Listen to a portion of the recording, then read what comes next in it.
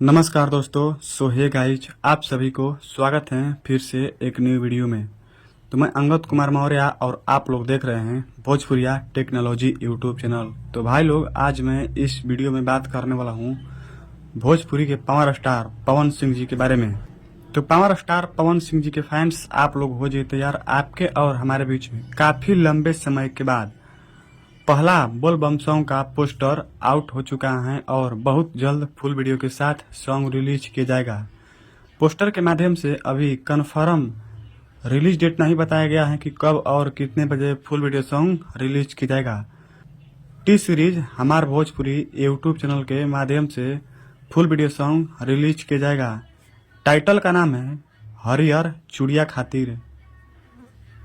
Singer हैं power star Pawan Singh ji and साथ में ड्यूट किए हैं शिल्पी राज जी। गीत लिख कर दिए हैं रोशन सिंह विश्वास। म्यूजिक डायरेक्टर हैं प्रियांशु सिंह। पावर स्टार पवन सिंह जी के साथ एक्ट्रेस नजर आने वाली है इस सॉन्ग में नम्रता सिंह। पावर स्टार पवन सिंह जी का पहला पोस्टर आपके और हमारे बीच में आ चुका है कांवर गीत का, और बहुत जल्द टी सीरीज हमारे भोजपुरी यूट्यूब चैनल के माध्यम से टीजर वीडियो को रिलीज किया जाएगा और टीजर वीडियो के बाद पता चलेगा कि कब और कितने बजे फुल वीडियो सॉन्ग रिलीज किया जाएगा। एक दो दिन में आपके और हमारे बीच में टीजर वीडियो को रिलीज किया जाएगा और बहुत जल्द फुल वीडियो के साथ सॉन्ग रिलीज किया जाएगा। तो ये रहा पावर स्टार पवन सिंह जी का आज का अपडेट।